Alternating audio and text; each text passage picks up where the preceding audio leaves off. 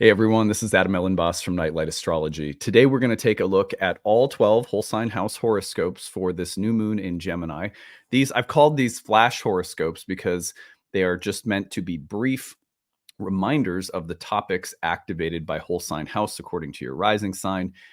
This will help you locate the new moon in the topical areas of importance within your birth chart. So that is what we're going to be doing today. We talked about the new moon in Gemini yesterday at length in terms of the overall archetypal signature of this moment. I highly recommend going and listening to that for a fuller treatment of the new moon.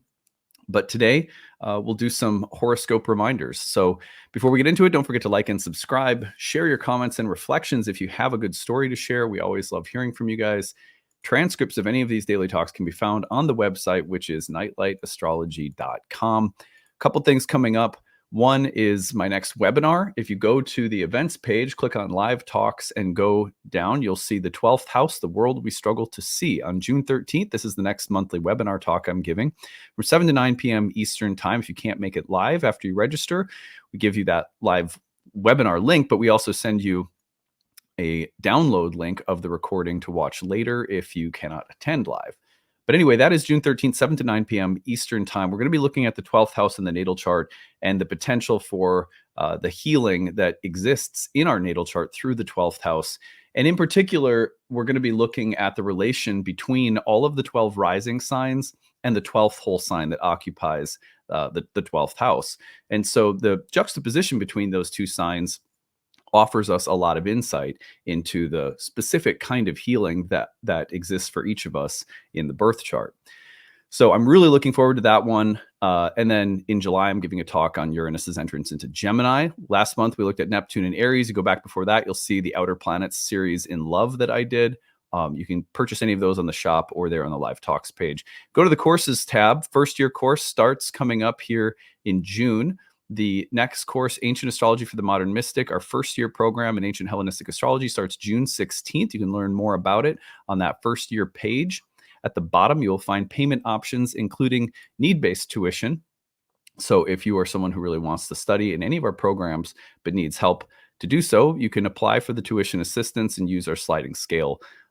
We try to make sure none of that astrological education is accessible for people. So go to the courses page again, click on Horary. This course also starts in June, on June 22nd. After I sign off today, I have tagged on an informational video about the Horary program. If you have never learned about Horary, you'll get a little introduction. You'll see a Horary reading, and you'll learn more about that upcoming class as well, which is great. You do need to have a little bit of a background in traditional astrology to take that one already. Which you could get by starting with the year one program. We offer Horary every June. Once a year. So it will be there next year too. If you started with year one, you could always jump into Horary next year. Also, if you have background already in traditional astrology, you could certainly jump into Horary. So anyway, that is it for our promotions today. Let us now turn our attention to the real-time clock, and we're going to do some flash horoscopes today. So right now you will see that the new moon, here we are, Thursday, June 6th. Venus is at the heart of the sun still, just separating from Cazimi, and the new moon is landing at 16 Gemini with a little bit of a square to Saturn. Mercury and Jupiter are just coming off from a conjunction. The two planets have been trining Pluto. So this is a dynamic that we have been looking at already. We looked at it yesterday in depth. And again, I recommend listening back to yesterday's video if you want a full, in-depth treatment of the signatures of the new moon. What we're going to do today is we are going to look at the whole sign horoscopes. So these are going to be brief, just sort of quick takes on the house positions of the stellium in Gemini. And I'm going to make some connections with the whole sign house of Pisces, because this new moon also squares Saturn. So I'm going to be connecting two houses, Gemini and Pisces, through all 12 whole sign house horoscopes, and just giving you a sense of what topics may be in dialogue this month. And these are meant to be just brief and sort of raising your attention and reminding you of what to watch for. Remember that everybody's birth chart is really different, and the specifics of the birth chart make this somewhat difficult to get to get super super specific is really hard. So think about the house topics being activated here. All right, we'll start with Aries, where we have such a focus on the third house, the place of our everyday environment. This is a place of the mind and body as environment, but it's also the local environment around you. There's a lot of activity happening with the new moon in Gemini in that third house. And all of these planets have a square to Saturn in the 12th house, which is a place that often acts as a kind of unconscious blind spot. Now, this unconscious blind spot offers us the potential for healing and insight if we are able to um, bring consciousness to what is unconscious. So for Aries this month, while there's a lot of energy and stimulating mental, intellectual energy, and there's a sort of a bustling quality with all of the Gemini planets in your third house. They're being checked by Saturn and Pisces in the 12th, which is asking you to consider what are the hidden or unseen dimensions or elements of what's happening right now? What are the sacrifices that are required of me? What parts of myself might I be leaving behind? What parts of me or of other facets of life are asking for inclusion and not to be left behind? And that's hard to do when there's a lot of exciting, stimulating energy and people and ideas swimming around in the environment. So those are the basic qualities that I see for Aries. Let's move on to Taurus. So for Taurus, we see so much energy in the second house around money and the development or acquisition of resources, or a shift in how you're managing money or assets, or what you're cultivating or what you're growing or what you're building.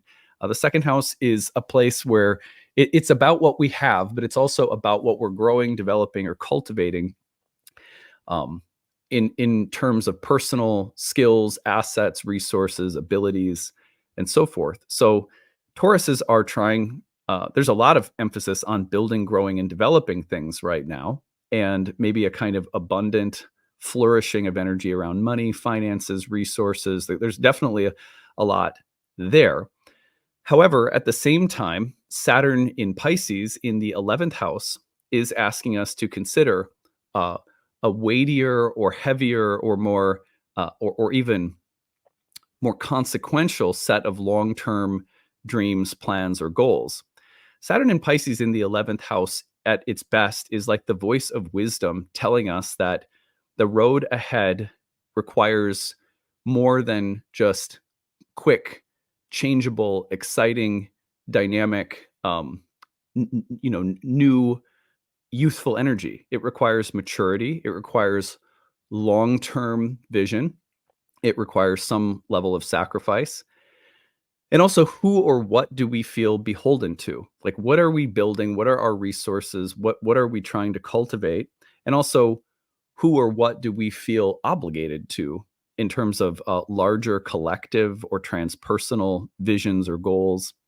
So the other thing could be just a very simple explanation would be that allies, friends, groups, people in our lives are asking us to sacrifice something at a time where we are trying to build and develop new things. And there are people who need or require something of us or of what we're building. And so we have to compromise or give something of what we have to other people.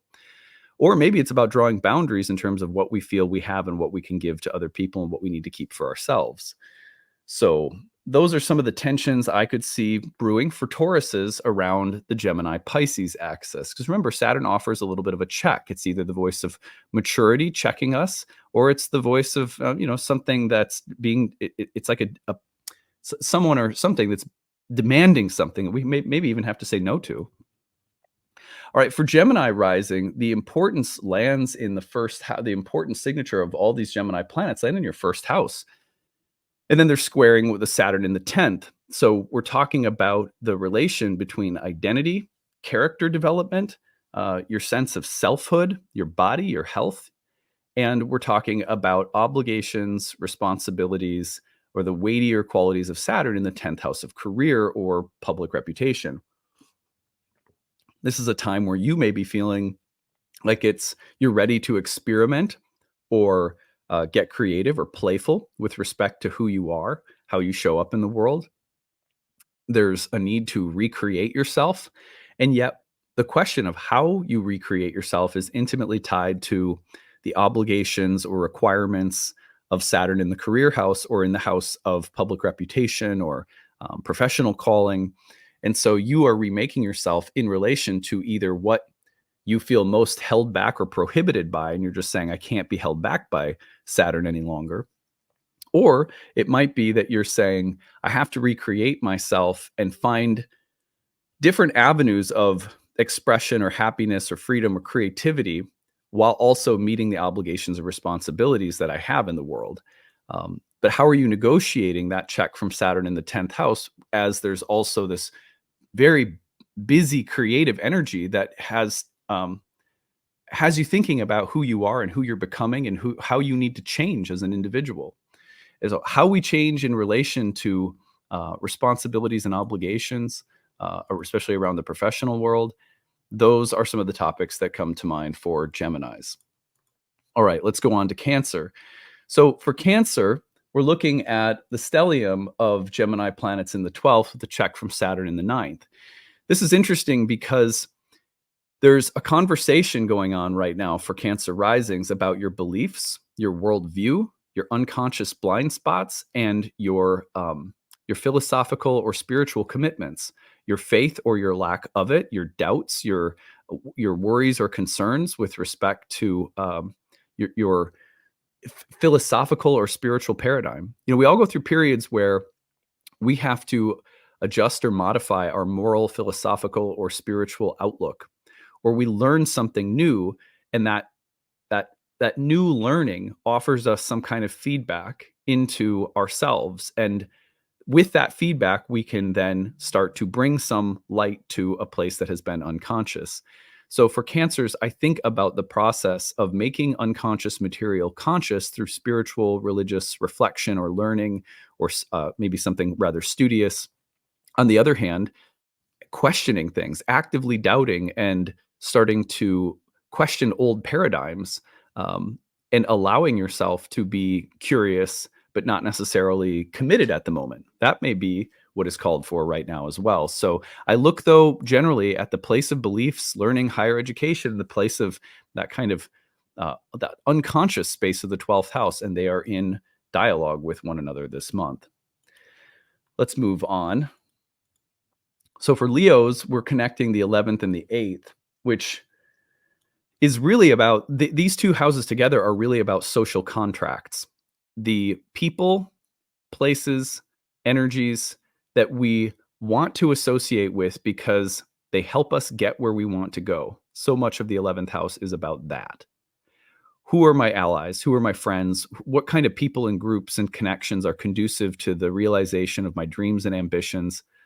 This is the traditional meaning of the 11th house. There's a lot of focus on that for Leos right now. However, Saturn in the 8th is like a weighty reminder that with various relationships comes different kinds of karmic obligations and requirements, and almost like karmic taxations. You want to be free and light and find advantageous social connections, but Saturn in the 8th is saying it's not possible to have all of those, kind of exciting social connections without there being sometimes like a heavier level of obligation or heavier emotional realities and consequences that come with the people and groups of people that we align ourselves with. So we're talking about social contracts and which ones are freeing us up and which ones are weighing us down, and having to also be very discerning about that when we think about what kinds of people, places, and things we want to align ourselves with right now, and which may be worth passing on. So, careful consideration around social karmic contracts. That's the way I would put it for Leos. Now we go to Virgos, and we're seeing that this square is taking place between the 10th and the 7th. So there we have a strong emphasis on the 10th house, the place of career, the development and growth of your professional life, your skills and mastery of various skills, your position in maybe a company, the management, the leadership, the potential for new creative directions to take shape in the career house. That's a strong set, especially having a Jupiter year for Virgos in your 10th house. Most people really enjoy Jupiter years in their 10th in terms of the growth of their career and expansion of opportunities that come in. So a lot of nice things right now, I think, for Virgos in the 10th house. However, very similar to our Leo risings, we have this check from Saturn in Pisces in the 7th, which has to do with the weight of our emotional obligations and responsibilities and commitments to other people, intimate and personal relationships, and how those relationships are, whether or not they are conducive to the continued development and freedom and happiness of our professional lives. It's like some relationships are going to be helping us reach our potential, and some are going to be weighing us down. Some people will resent our happiness or our success or our excitement, and other people will add something really special to the development of our happiness and success, and they'll cheer us on, and there'll be people who contribute. But there's an intersection for Virgos right now between the path of creative and professional development and the responsibilities or obligations that you have to other people, especially in intimate or personal relationships. And certain relationships may be ready to end or shift, in a very serious manner, because Saturn in the 7th is very consequential. It tends to bring, periods of deeper, weightier, more consequential outcomes in relationships. Okay, so we get to Libras, and we are now looking at the connection between the 9th and the 6th. For Libras, there's so much focus on the house of the higher mind, our beliefs, learning, teachers, places or settings of learning, travel abroad. Saturn in Pisces, for everyone, offers this kind of gut check and sense of obligation and responsibility to what? To that whatever we're learning, and as exciting as it is, there is some need for deeper emotional maturity, commitment, and sacrifice on behalf of that exciting energy in the 9th house. It's like if you're studying something, you get really excited about it, and that's often enough to, send you on your way. But very soon you start to realize, oh, if I'm going to really take this seriously, it's going to require a lot of sacrifice. It's going to require a lot of effort. It's going to require work, and that I chop wood and carry water over and over again for a long period of time if I want to take the excitement and turn it into, actual mastery of a subject. Like going to school requires a kind of long-term process of learning and writing papers and writing a thesis. And so the excitement and the doors that are sort of opening in the 9th house for Libra is very exciting, but you are going to be squaring up to the level of sacrifice, commitment, and effort required emotionally from you with respect to this kind of stimulating new direction as the month goes on. All right, let's go to Scorpios. So for Scorpios, we have the Gemini energy in the 8th, and we have the check from Saturn in the 5th. What's interesting is that the typical 8th house, 5th house connection has to do with the relationship between creative satisfaction, a 5th house concern. Like, am I creatively satisfied? Not all the time. Nobody can be, but enough. Are there enough experiences in my life where I feel like creatively happy with what I'm doing? And Saturn in the 5th is really calling that into question for Scorpios right now. It's like, well, that's not an easy thing to answer when Saturn's in your 5th house. In fact, often Saturn in the 5th will come up during a period of time in which you are really looking for more fun. You're looking for a healthier relationship to creativity and pleasure, but you're having a hard time finding it. So there's a lot of feedback when Saturn goes through the 5th house with respect to creative fulfillment and sensual enjoyment or happiness in life. Now, when Saturn's in that house, spends a long time in that house, but when it hits this like a big stellium, like in the 8th house, the connection is therefore between concerns over creative fulfillment and pleasure and the interaction of that topic with your relationships and what they either provide you with or withhold from you. So, all of these planets in Gemini in the eighth house may, for example, bring new karmic contracts into your life, new people, but with not just new people, but the exchanges of what people give you and what you give in return, what the give and take of relationships, and what exchange of values and resources are coming into your life through other people right now. And that's intimately tied to, for as exciting as that Gemini stellium looks in the eighth, by the way, meaning that there could be some really valuable, nice resources coming in through new people and new relationships, or new resources coming in through existing relationships.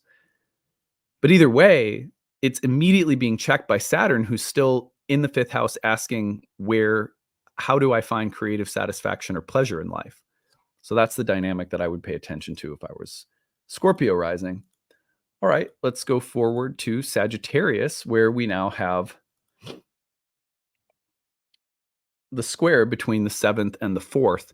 The Gemini stellium in the 7th is focused on relationships, love, sexuality, intimacy, the social dimension of our life in general. So there's a lot of emphasis on that right now for Sagittarians.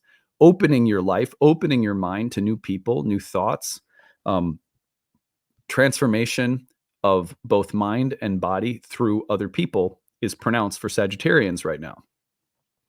At the same time, Saturn offers its sort of superior square check over the cycle from the 4th house, which is the place of ancestral, our ancestry. It's a place of home, family, parents, living environment. And so when Saturn's at the base of your chart, there's history. There's a weighty, deep emotional history of things that you've seen and faced and gone through in your ancestral karma. So the relation between ancestral, familial, or even just the karma of your living environment or setup in life right now, any and all of those themes are also, Saturn in the 4th is asserting itself through the superior square over the new moon in Gemini in the 7th, suggesting that for as exciting as the stellium in Gemini looks, relationships are having to immediately work with kind of old, weightier emotional themes around home, family, ancestry, and the past. So it's just something to think about there. Don't be surprised if those two subject areas are meeting one another. Okay, so let's go on to Capricorn rising, which places the Gemini energy in the 6th and then Saturn in the 3rd. For Capricorns, what comes to my mind immediately is mental and emotional health. When so many planets are in Gemini in the 6th house, there's a strong emphasis on communication and relationships. The 6th house is a place where there's always something to work on. There's always challenges to overcome. There's always sacrifices to be made for things that we care about or people that we care about. And then the check from Saturn and Pisces in the 3rd suggests that there's heavy things swimming in the environment emotionally. And so you put those things together and you get weightier themes around relationships, emotionally, mentally. And I think either you yourself may be navigating challenges around mental, emotional health. That doesn't mean that there's anything like diagnosably wrong per se, but just it could be that it's a month where it's just a little rough. There's some choppy waters mentally and emotionally, and you're having to navigate tricky situations in your relationships, in how you communicate, and paying attention to people's needs, and maybe even having to make some sacrifices on behalf of people you love and care about, finding peace and harmony and trying to keep things light while also not skipping over deeper, more consequential themes that have to be considered.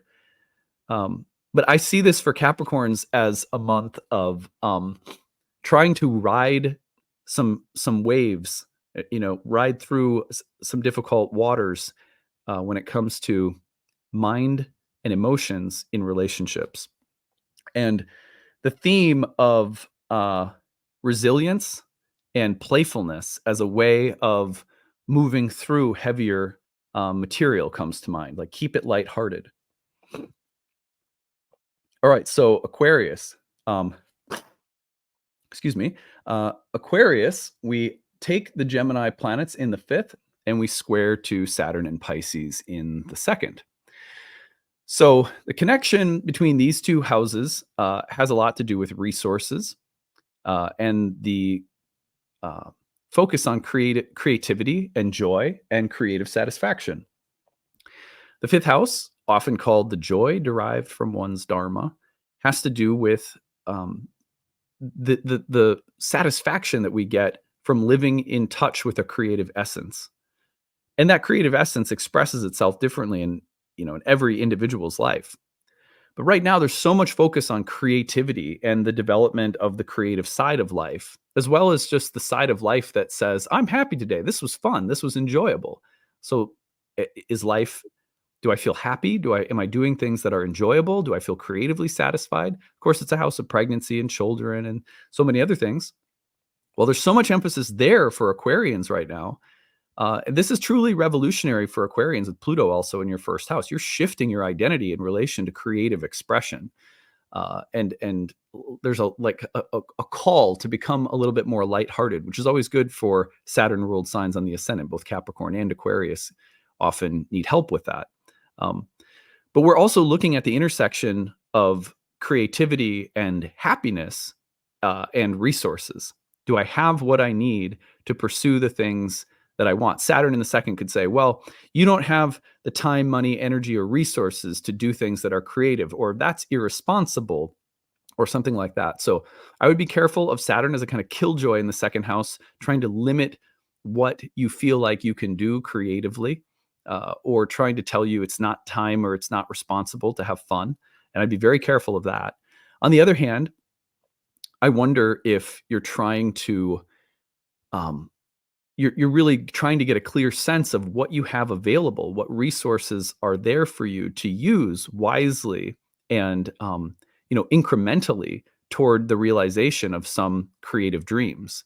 Saturn in the second can certainly provide, like especially being in Pisces, which is Venus's exaltation, and Venus sort of being at the heart of the sun in the fifth. I really do feel like a wise evaluation of resources with an eye toward long-term creative plans and projects that are meant to provide more happiness would also be a great way of pairing these planets together in the month ahead. Okay, so finally, put Pisces on the ascendant, and now we have the Gemini stellium in the fourth with the square from Saturn in the first. And so you think first about the emphasis on home, family, living environment. And with the new moon in this space, it's like a new season or a new cycle that's getting started with respect to the roots of your life, what home looks like, or what you're doing to create a new living environment or a new sense of emotional security, which is kind of like psychic nest building in the fourth house. So you're working on your roots, you're working on the home space, or you're looking maybe even to heal old patterns around home, family, or there's new themes or events that are sort of appearing with respect to the topics of home and family. All of that would be consistent with such an emphasis on the fourth house. Now, the check from Saturn in the first is interesting because Saturn in the first is quite existential. Saturn in the first says, who are you? And sometimes when I'll come up with a specific example. So let's say that you are thinking about moving to a new location or a new apartment or buying a new home.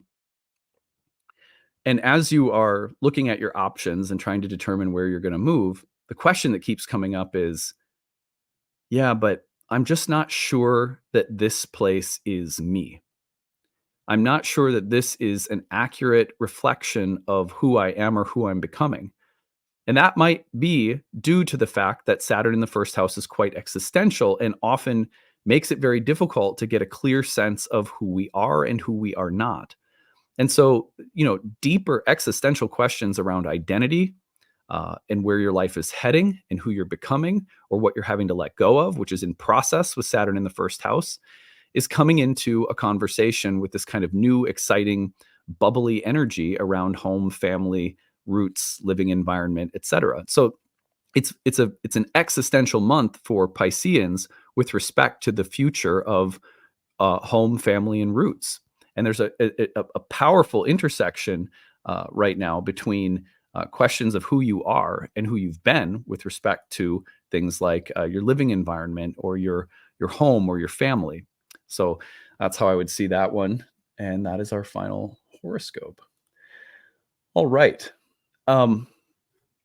So we'll leave it there for today. And again, I call these flash horoscopes because they're meant to be very brief and just sort of hitting on some of the topics that the new moon is activating.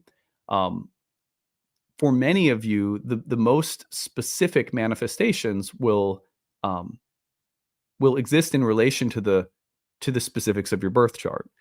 But at the very least, you now know which topics and which houses are being activated through the astrology of this cycle, and hopefully that points you in the right direction.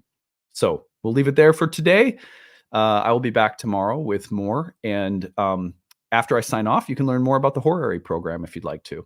All right. I hope you guys are having a good one. And tell me how this ends up manifesting. I'd love to hear your stories. All right. Take it easy. Bye. Hey, everyone. Thanks for sticking around. I'm going to tell you guys more about the upcoming horary astrology program, which begins later in June. And I hope that if you have never learned anything about horary, that you will, at least in listening to this, be exposed to horary astrology, have a little bit of an understanding of what it is. And if not now, then maybe sometime in the future, you can take time to study it. It is one of the forms of astrology that dates back to the earliest eras of astrology, the Hellenistic era, the medieval era, the early Indian period of astrology. And it is a branch of astrology that is concerned with specific predictive questions. So, for example, a horary question is usually formed in terms of a yes or no answer, and it is cast from the location of the astrologer at the time that the astrologer receives the question. So a typical horary question might be, will I get the job? Or will we get married? Or my cat went missing, will she come back? There are applications of horary astrology that involve the location of missing items, like where is my missing pen?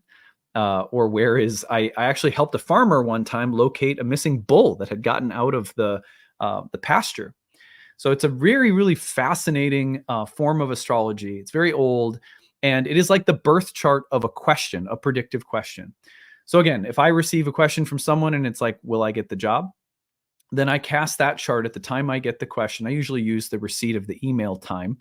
And then I cast a chart for that question. And there are a series of traditional techniques that have been around for a very long time, thousands of years, that are used to determine the answer to that question.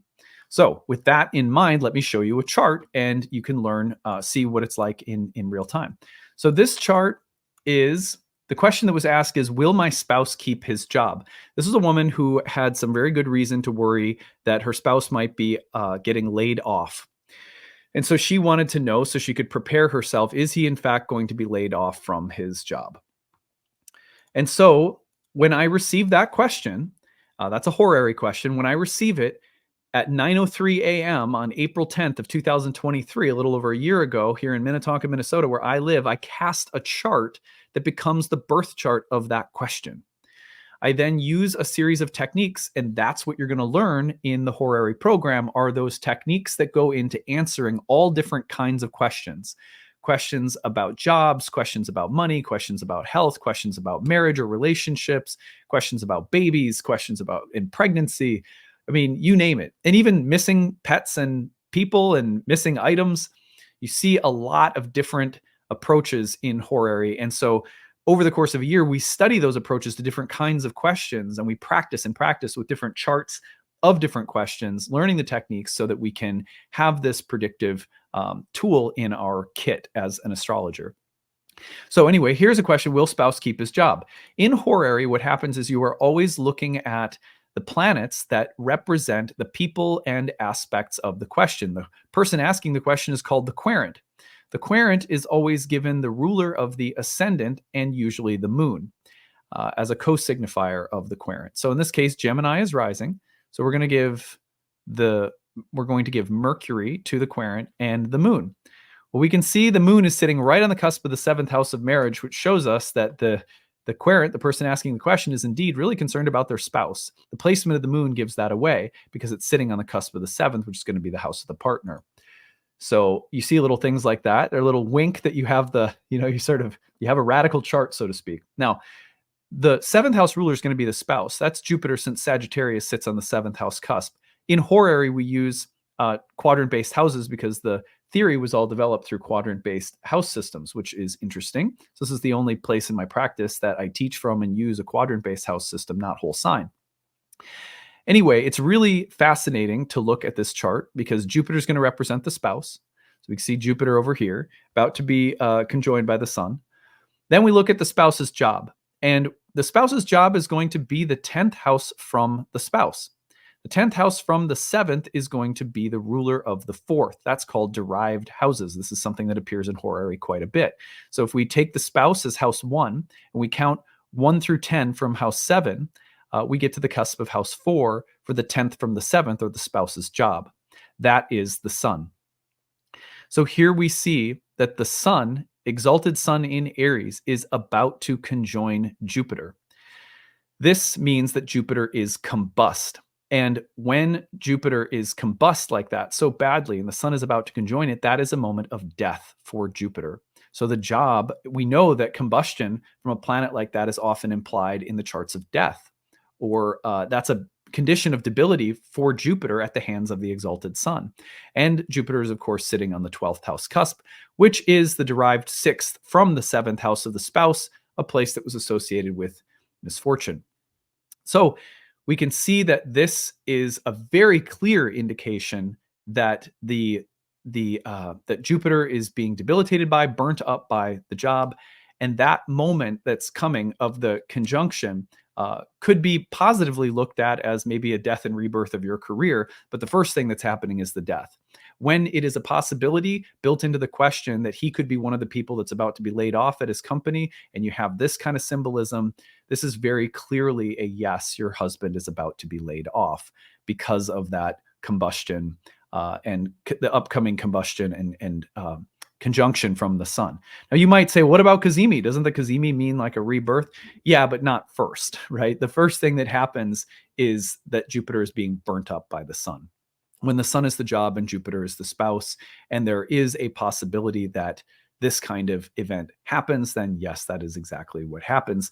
We can also see, if we take out the outer planets, which is something we toggle back and forth in our horary class, we take out the outer planets and we can also see that the very next thing that is going to happen is the moon, as an indicator of the flow of events, is about to trine the sun and then immediately hit Jupiter, which means that the moon is also translating the light from the sun to Jupiter. And when the sun is acting here as a malefic, burning Jupiter up, this is another sign that the flow of events is going to lead that malefic sun to eliminate Jupiter. The malefic sun only in this context because Jupiter is combust. So anyway, these are little rules of horary, and there's a ton of them, right? For every different kind of question, there are different ways of assigning planets to the parts of a question, and there are different techniques that we use to answer the question.